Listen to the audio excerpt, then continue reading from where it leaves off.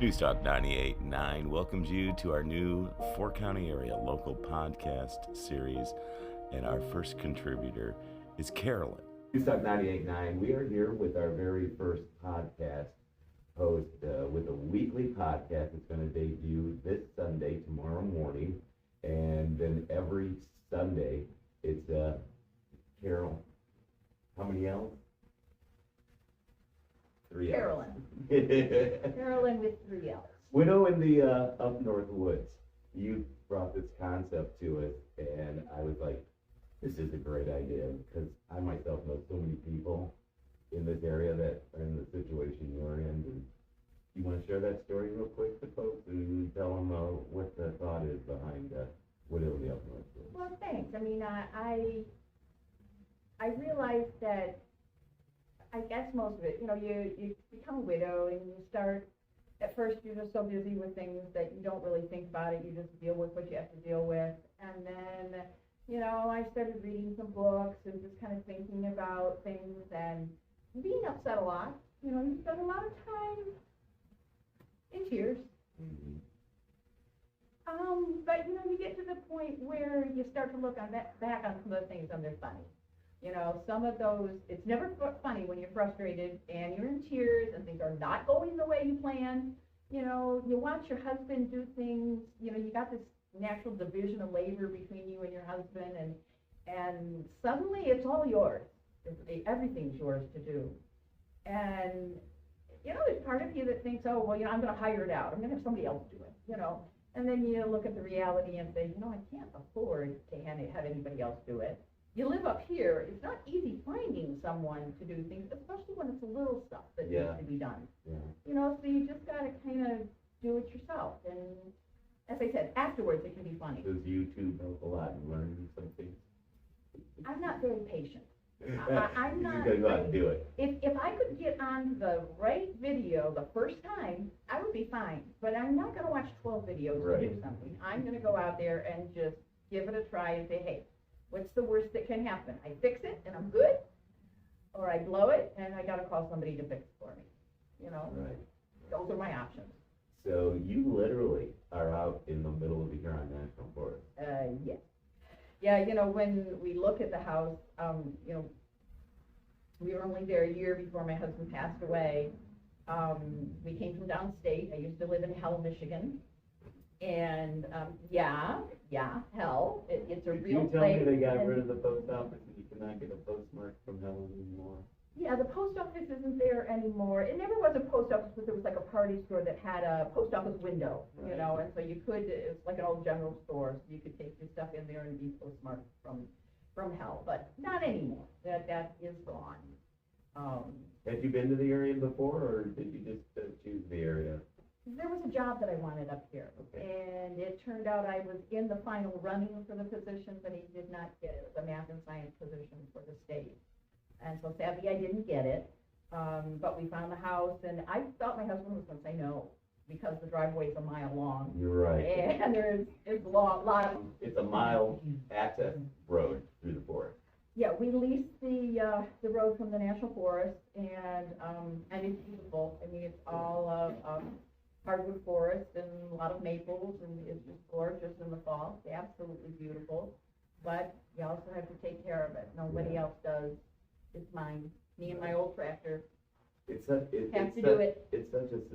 sad story when you come up here to a new place and you're ready to start that third half of your life and having to learn to do a lot of things out there on your own. You got a lot of equipment usually to operate, right? Yeah, and some of it I've sold. If I can't operate it, if I worked and I've tried, and then I get somebody else to try to teach me how to do it, and I still can't do it, it's gone. I had a big old attachment for the tractor that you had to put on the PTO, and then you had to back the tractor down the driveway backwards to blow the snow up. Forget it. Forget it. I didn't even try. I got $900 for it though, so I was happy. Do you have to plow out the whole access road on your own, or how's that? Yeah, no, I have to grade it and plow it, and so my tractor you can come to my has a loader on the front and it has a blade on the back, and you just gotta be patient. And when the weather's really nasty, you don't go anywhere. You wait till the weather's better and then you plow the road. So, as we finish up here, give people a general idea of like who your target audience is when someone, her storytelling and her voice is incredible, ladies and gentlemen, because, but who do you think is gonna really take a lot out of the show? I don't know. I think, when I write them, to be able to tell the stories, it's more just encouragement for anybody who's moved up here and then their life situation has just changed so much. And, your first thought is, can I stay? Can I do this by myself?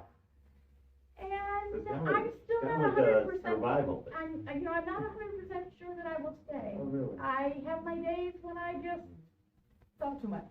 Yeah. But then, there are those other days when you can look back on it and you can just laugh at the stuff that went wrong and say, hey, listen, you did it, and learn from it. And then summer comes, spring and summer. I will have to say this is the hardest winter I've ever had. Yeah.